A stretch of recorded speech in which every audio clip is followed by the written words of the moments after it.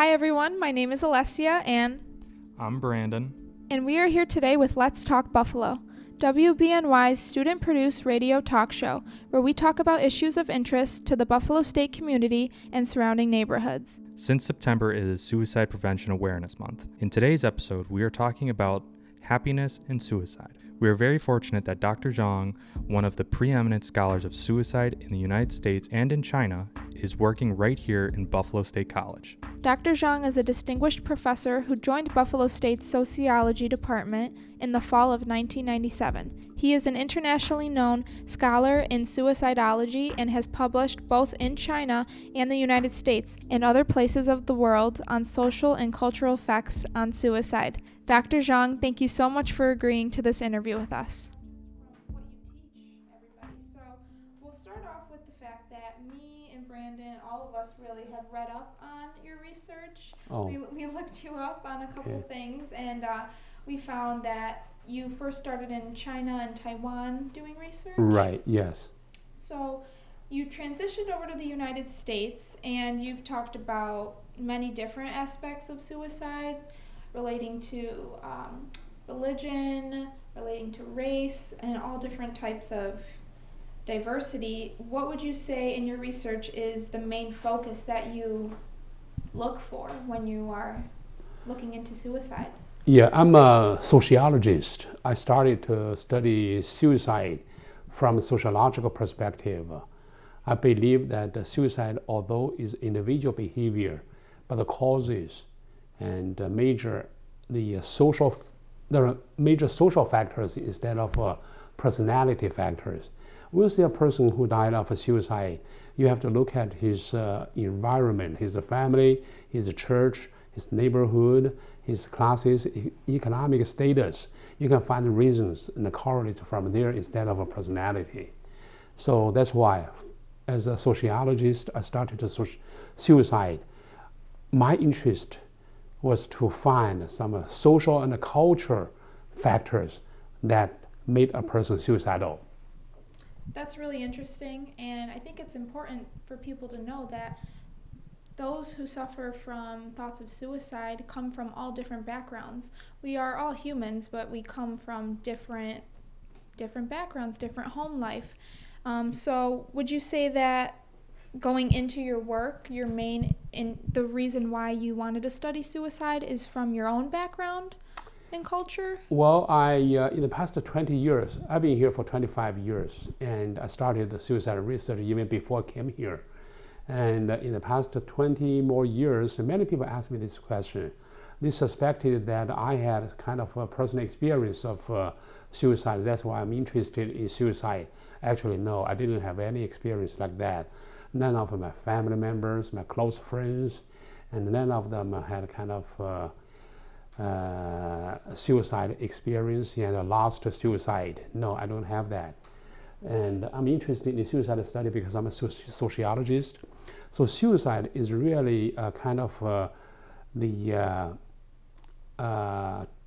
channel or road or barrier or conveyor for me to study sociological theories, for me to find the social structure, social forces, the force of a social structure, the effect of a social structure on individual behavior.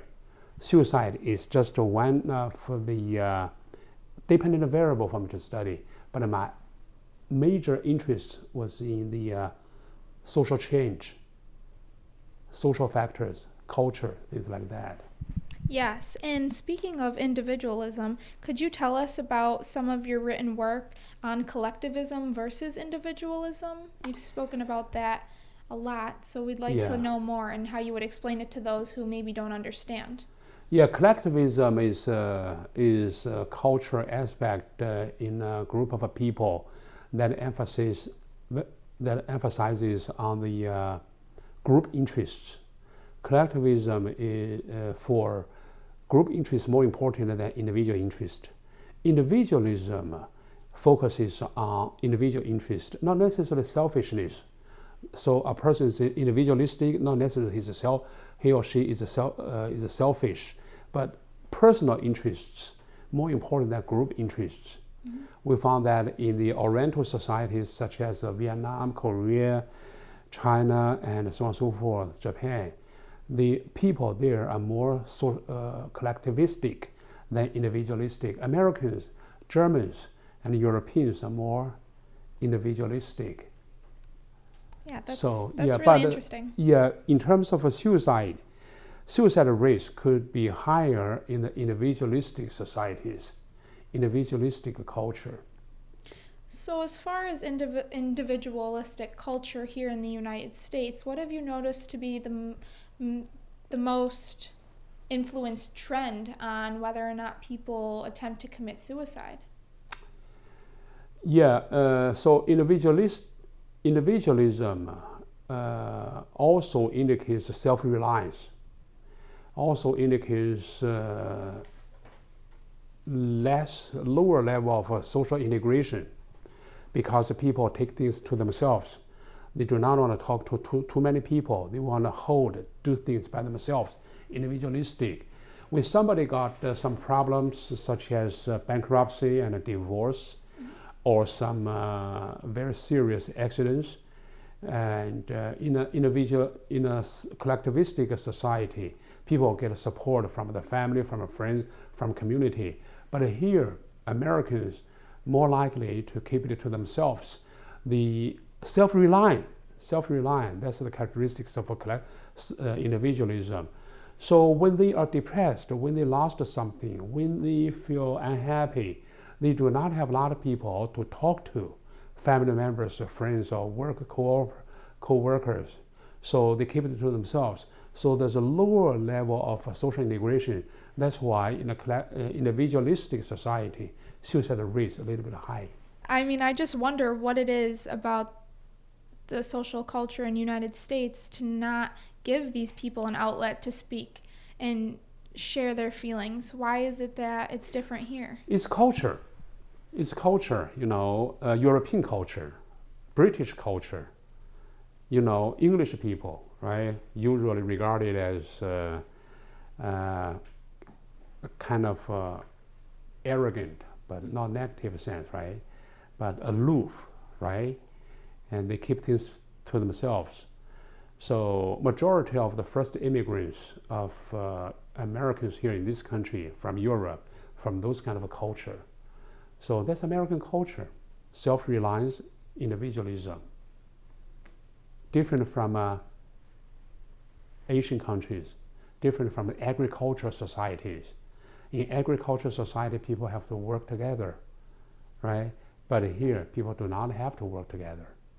So individualism developed in this society.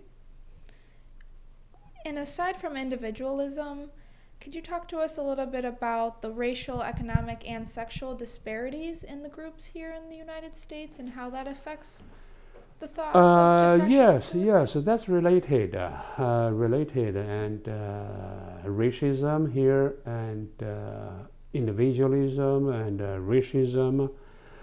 Individualism focuses on the self-reliance, and they have limited a number of people to get together, their family, their small group, and it's not very possible for them to extend the socialization circle to other race, to other people.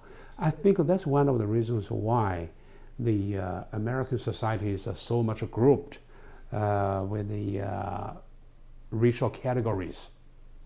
And gender, individualism is related to gender, sexism and gender discrimination, and also religion, right? Religious fights, religious wars in this country. We can also see that Protestants and Catholics and Jewish, anti-Semite, right?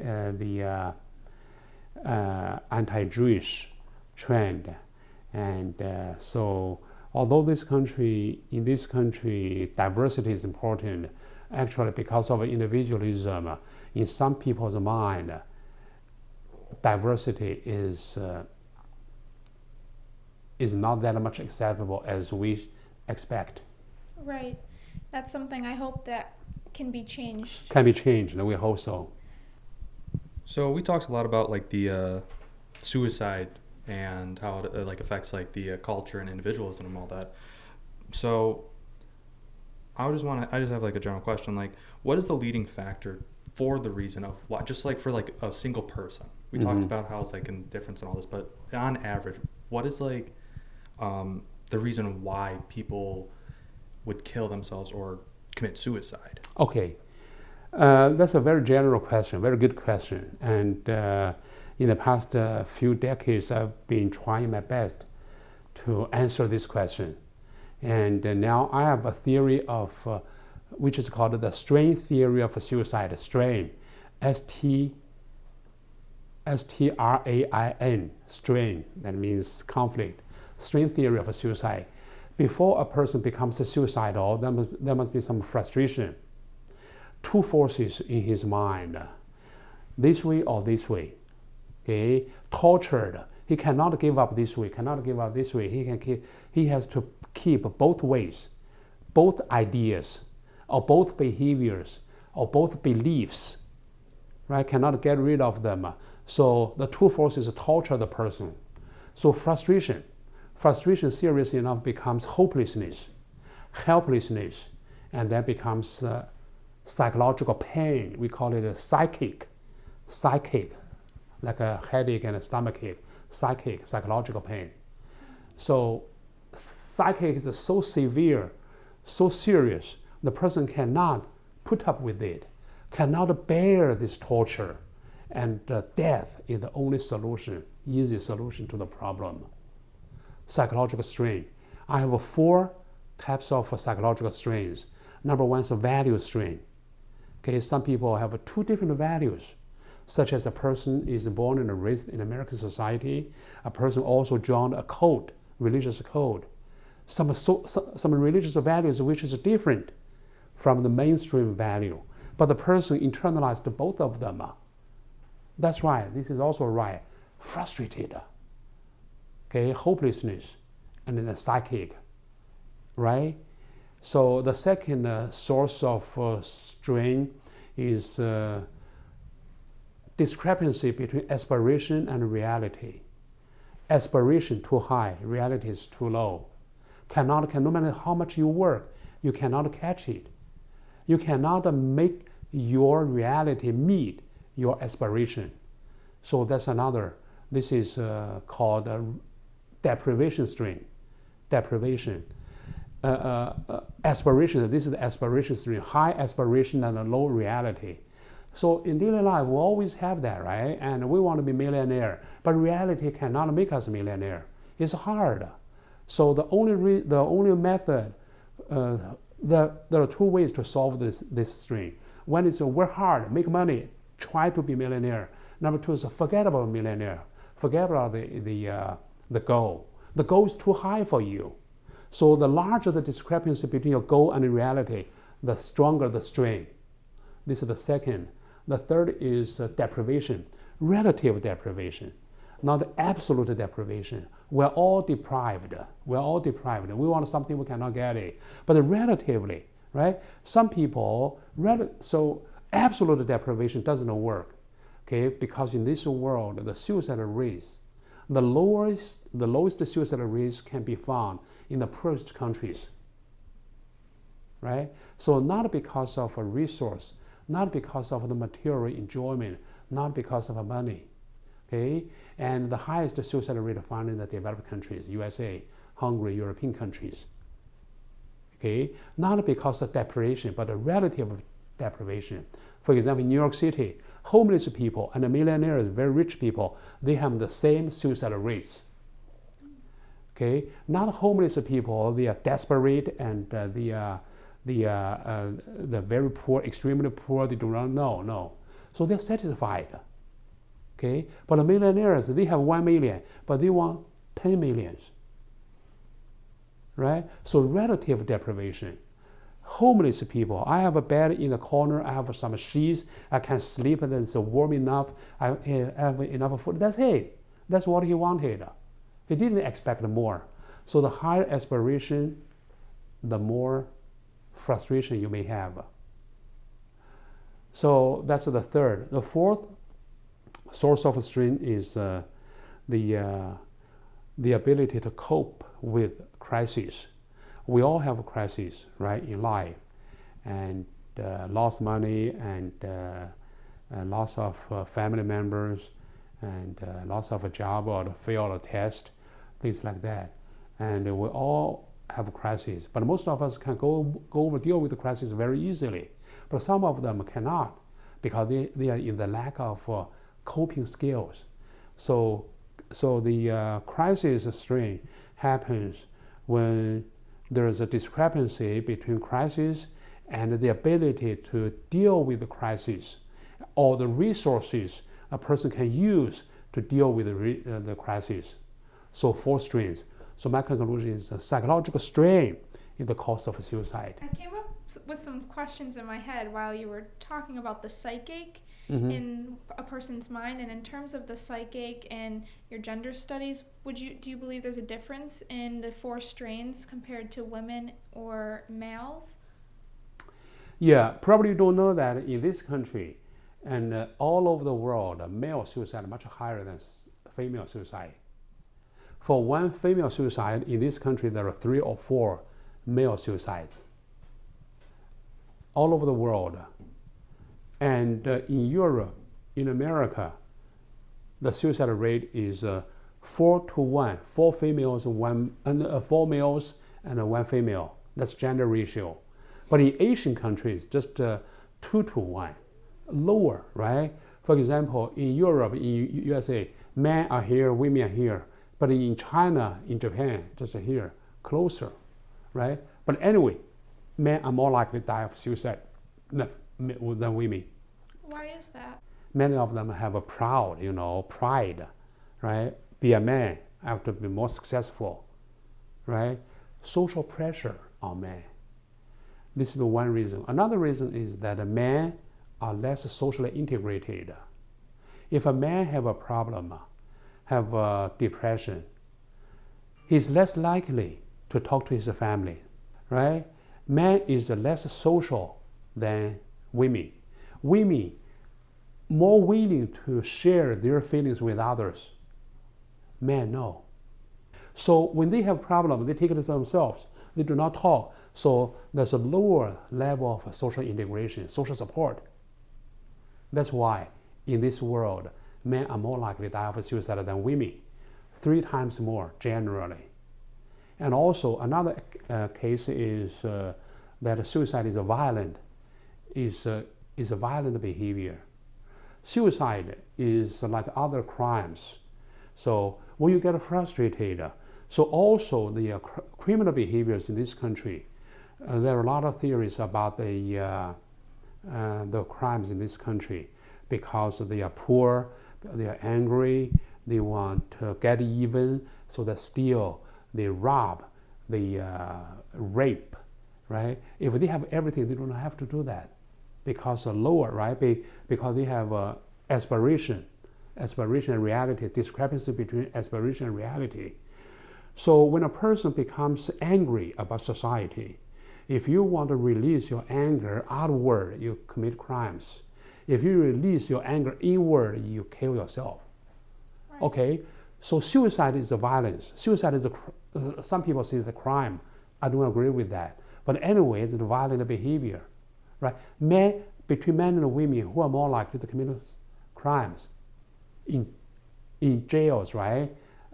90% of the inmates are male, right? So men are more likely to commit crimes. So violence. So inward violence is another crime. Kill self. So that's a man's behavior. So that's another reason why. So speaking of this topic about like how male suicide is more prevalent, a few months ago I actually had a friend that actually committed suicide. I lost contact with a few weeks. I didn't know what was going on. What would you recommend for me to do in that situation? Since he went silent, should I have reached out to him? Like during that time when I knew something was wrong, I didn't really know what to do. Like what would you tell people to do in that situation? To help prevent this from happening? Yes. Before he died, right? Yes. Yeah, just as I said earlier, talk. Okay. or send him to a counselor. What if they're like reluctant to go to a professional help, a counselor, a family member or something like that? How could you possibly like get to them to do it? Is there any way that you could possibly recommend? And then you ask a counselor to come to him. All right. I have another way to word this, I think maybe that you're trying to get at also, is if you know of somebody who is having a tough time struggling with depression, maybe they're not having suicidal thoughts, but just those in general who are not happy in life, if there's any advice you'd give them to create happiness, what would be your viewpoint on that as a sociologist? Yeah, okay. So that's another theory of happiness, right? And that's related to strain theory. The stronger the strain, the higher level of the strain, the unhappy you are. You have to reduce the strain, reduce the discrepancy between aspiration and reality, reduce the distance between the two different values, reduce the relative deprivation, and help people to improve their coping skills. To reduce the strain will make you feel a little bit happier. And also for an unhappy person, as you said, the person may not think about suicide. Unhappy, right? Low mood, kind of depressed. There must be something happened, something that happened in his or her life. Okay, you want to talk to him or her, and sometimes he cannot remember what happened because that's in his subconsciousness, and he couldn't tell you what really happened. But through conversation, you may find what was going on. Okay, from the keywords he used, you may find what really happened in his life made him unhappy, and solve that problem. The key is for people to be happy is that lower the aspiration. Okay, so there's a key to happiness. The happiness, there's a formula. Okay, a formula equals what you have divided by what you want. If what you have is larger by what you want, is larger than what you want, you're happy. If what you want is larger than what you have, you're not happy. Right? So we always want to make sure that what we want is larger than what we have. In other words, what we want is our aspiration, right? Is our hope, our aspiration, expectation.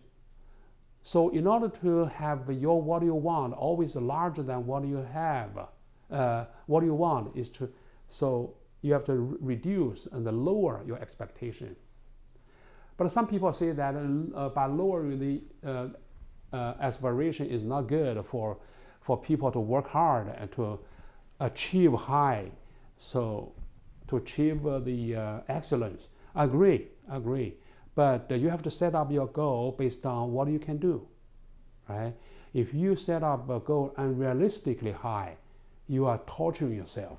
Right. It sounds like something so simple to think about what you have and what you want really can be very complex, but if you just start off with small goals, you can achieve happiness. Yeah, right. Set up a small goal, achieve that, you are very happy, right? And then set up another goal, easy to get, you should be happy. Oh, wow. So that's the key to happiness. Yes, wow, okay. I think that this interview went really well, and hopefully you agree. Thank you very much, Dr. Zhang, for all your information and all your help. And I don't know if you guys would like to add anything, but at the end of the interview, Dr. Zhang told us that if you are a student at Buffalo State and you are feeling depressed, you should definitely visit the counseling center in Weigel on the second floor. He also offered that students can come see him in his office at 133 Cassidy Hall. Dr. Zhang's knowledge of suicide in the United States and China was impressive. We were especially interested in what he had to say about individualism and collectivism, and that individualistic societies like the United States have much higher suicide rates. We were also interested in his strain theory, where he explained that one reason people commit suicide is if their aspirations are much higher than the reality they live in. Now, we are curious what Buffalo State students themselves are thinking about happiness, so we conducted some interviews with students on campus here. Take a listen. Who am I asking? We ready to go? Oh, just testing. Okay.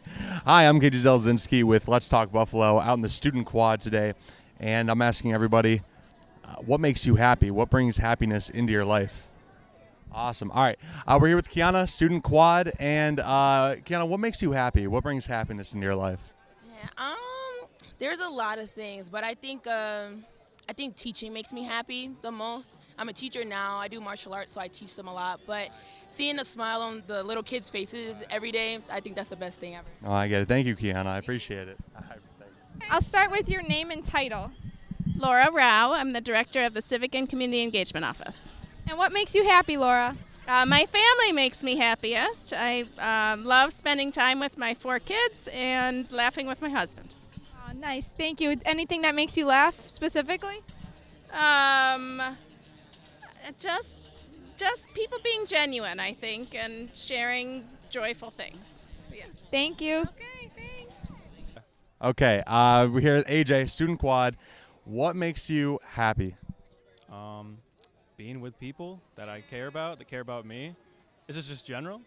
Yeah, anything you want, yeah. Oh yeah, definitely being with people. Sometimes being alone can make you happy too, but I think like a good balance of having people around you to support you and hang out with, and then also having your own alone time on like the few moments where you maybe want to just like decompress. Yeah. All right, thank you. And what's your name? My name is Henry. Henry, what makes you happy in life? Just being alive, being able to do things not everyone's blessed to do. Is like you just gotta enjoy little things. What makes you, your situation, what you think is not like what makes you not happy. Someone may be wishing like they're in your shoes. So just knowing that it's kind of making you happy in life. What a nice, honest answer. Thank you so much, Henry. Hope you have a good day. So we're here with President Convey-Turner in the student quad, and President, what makes you happy? Makes me happy being with my students and hearing about their adventure and hearing about all the things they're going to do at their next step. That's what makes me happy. But of course, this week I'm particularly happy because it's homecoming. Right. And so we have students all around. We have birthday cakes celebrating 151st birthday, and also seeing the excitement of students as they recognize homecoming as well. Thank you so much. Thank you. We're here with Professor Braemer. What makes you happy? Well, producing Let's Talk Buffalo totally makes me happy. Being creative, like that. Every time I feel depressed or isolated or something, I find that doing something creative, whether that is editing, whether that is drawing a picture or doing a collage, makes me happy. And that's also something that you can always do when you're on your own. You don't need other people for that. And that's why I think creativity is the greatest gift that people have, and I think it's so important. Thank you very much. Oh, we're in the student quad here with Kiki. And Kiki, what makes you happy?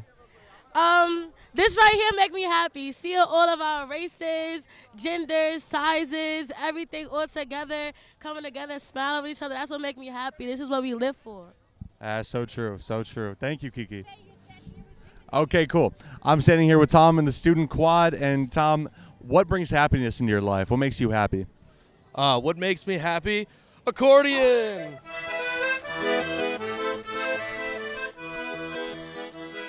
Thank you for listening to Let's Talk Buffalo, Buffalo State's student-produced talk show about issues we care about. In this program, we focus on suicide and happiness since September is Suicide Prevention Awareness Month. This program was produced by Alessia Gervasi, Brandon Nightingale, who conducted the interviews with Dr. Zhang. The on-the-street interviews were conducted by Zielezinski and Alessia Gervasi. Brandon Nightingale. Armando Giangreco-Marotta. Collin O'Brien. Recorded audio for Dr. Zhang's interview and edited the program. Danielle Gabamonte provided additional help. Faculty advisors for this program is Professor Dorothea Braemer. Remember, if you have suicidal or depressed thoughts, help is out there. You could talk to your friends, go to the counseling center at Weigel Health Center, or call the Suicide and Crisis Lifeline at 988. Again, 988. We all wish you a very happy day.